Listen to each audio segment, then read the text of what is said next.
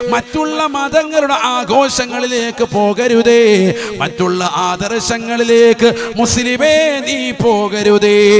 അവരങ്ങനെ പടക്കം പൊട്ടിക്കുന്നുണ്ടല്ലോ, അവരങ്ങനെ കല്യാണം നടത്തുന്നുണ്ടല്ലോ, അവരങ്ങനെ പൈസ പൊടിച്ചു കളയുന്നുണ്ടല്ലോ, അവർ മാലയിട്ടുകൊണ്ട് കല്യാണം നടത്തുന്നുണ്ടല്ലോ. ഒരു അന്യമതത്തിന്റെ ആദർശവും നീ നോൽക്കരുതേ. ഇബ്രാഹിം നബിയുടെ മില്ലത്താണ് മുറുകെ പിടിക്കേണ്ടത്. അതാ തീജ്വാലയിലേക്ക് എറിയപ്പെട്ടപ്പോൾ ഇബ്രാഹിം നബി വിളിച്ചു പറയുകയാണ്, ഹസ്ബുനല്ലാഹു വനിഅമൽ വകീൽ.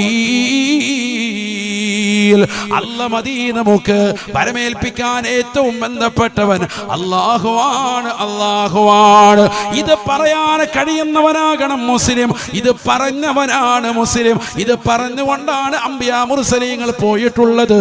313ഓളം വരുന്ന അങ്കുരി പരിമിതമാകുന്ന സ്വഹാബത്ത് 1000ഓളം വരുന്ന ശത്രുക്കളോട് അടരാടി വിജയിക്കാൻ ഹേതുവായത് അവർ ബദറിലേക്ക്, രണാങ്കണത്തിലേക്ക് വാളില്ലാതെ, പരിചയമില്ലാതെ, ആയുധബലമില്ലാതെ, സായുധമില്ലാതെ അവരിറങ്ങുമ്പോഴും പറഞ്ഞത് ഹസ്ബുനല്ലാഹ്, ഹസ്ബുനല്ലാഹ്, ഹസ്ബുനല്ലാഹ്.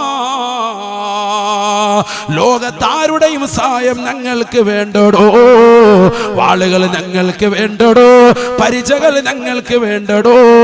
ഞങ്ങൾക്ക് അല്ലാഹുവിന്റെ സഹായം മതി, അല്ലാഹുവിന്റെ സഹായം മതി.